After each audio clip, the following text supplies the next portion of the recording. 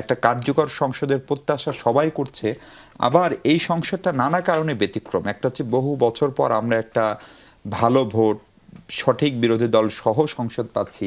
আবার যে সংসদে স্পিকার থাকছেন না, সভাপতির চেয়ারটি ফাঁকা নিয়ে সংসদ শুরু করতে হবে, তারপরে হয়তো সংসদ নেতা একজনকে সভাপতি নির্বাচিত করবেন, তিনি গিয়ে তারপরে স্পিকার ডেপুটি স্পিকার নির্বাচিত হবে। প্রশ্নটা হচ্ছে যে জায়গায় রাসেল সাহেব আলোচনাটাকে নিয়ে গেলেন, যে সংবিধান সংস্কার পরিষদ হিসেবেই এই সংসদকে পরিগণিত করার কথা বিরোধী দলীয় চিফ হুইপ নাহিদ ইসলাম আজকেও বলেছেন, সেই জায়গাটায় আসলে আপনাদের অবস্থান কি? আবার আমি জানি আপনি এই যুক্তি অবশ্যই দিতে পারবেন যে জনগণ আপনাদেরকে ভোট দিয়েছেন, ফলে সংসদে আলোচনা করেই সেটা ঠিক হবে, সেটার কথা আমি রাসেলকে জিজ্ঞেস করলাম। তার বিপরীতে তিনি জনগণের অভিপ্রায় 7.2 এর যে ব্যাখ্যা দিচ্ছিলেন সেটার পরিপ্রেক্ষিতে আপনার মন্তব্য শুনতে চাই। ধন্যবাদ আপনাকে, ধন্যবাদ আমার সহ-আলোচক।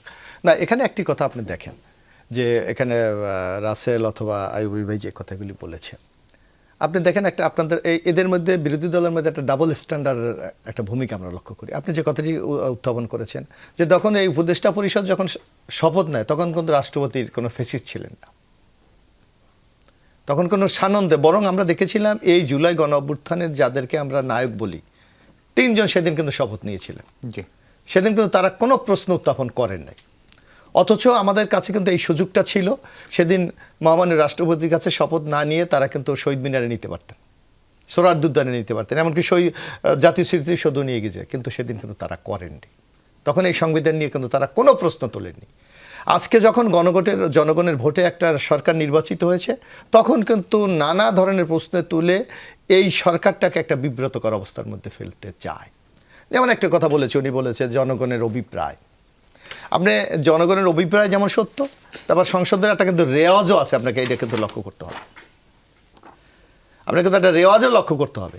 এই যেমন উনি বলেছে ডেপুটি স্পিকার, উনি তো একটা নির্দিষ্ট অপরাধে উনি জেলখানায় উনি আছে, কিন্তু আমাদের 1972-এর যদি সংসদ আপনি দেখেন, সেখানে কিন্তু তৎকালীন প্রধানমন্ত্রী যিনি বয়োজ্যেষ্ঠ সংসদ সদস্য ছিলেন, তাকে দিয়ে কিন্তু সংসদ অধিবেশন শুরু করেছিলেন।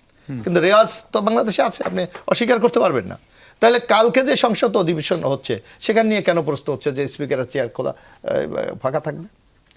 অর্থাৎ আমরা সেই রেওয়াজকে অবলম্বন করেই কিন্তু আগামী দিনের সংসদে আমরা যাচ্ছি। আর আরেকটা কথা হচ্ছে বিএনপি জুলাই গণ অভ্যুত্থানের এই চেতনাকে ধারণ করে না।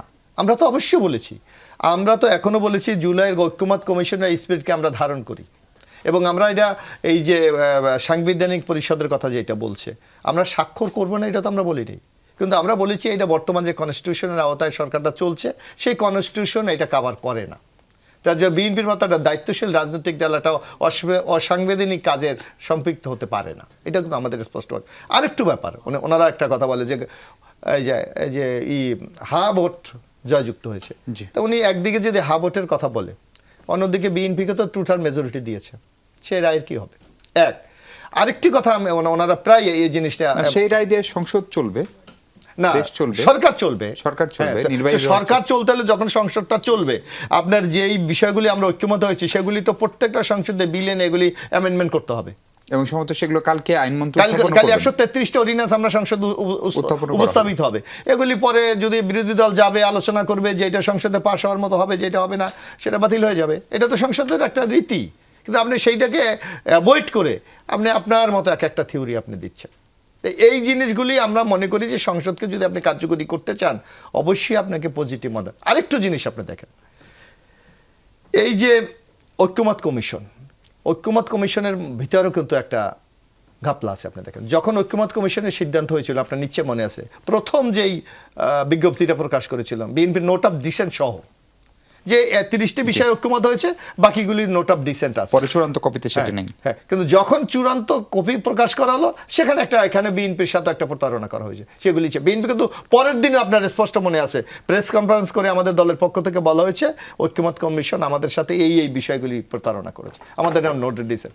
এখন সর্বশেষ আমরা কি করেছি, আমরা যেই সব বিষয়গুলি নোট অফ ডিসেন্ট দিয়েছি, আমাদের বিএনপির যে নির্বাচনী ম্যানিফেস্টো প্রত্যেকটাতে আমরা উল্লেখ করেছি এই বিষয়ে আমাদের ম্যানিফেস্টো আছে। আমরা যদি জনগণের রায় পাই তাহলে আমরা বাস্তবায়ন নাই করবো। এখানে বিএনপির মধ্যে কোনো গ্যাপ নাই, বিএনপির মধ্যে কোনো সটতা নাই। বিএনপি বরং জুলাইয়ের এই গণ অভ্যুত্থানের চেতনাকে ধারণ করে আগামী দিনে একটি সুন্দর বাংলাদেশ গড়ে তুলতে চায়। সেই বাংলাদেশ গড়তে হলে সরকারি দল বলেন, বিরোধী দল বলেন, অথবা গণ অভ্যুত্থানের যে শক্তিগুলি, সবাইকে কিন্তু সহযোগিতা করতে হবে।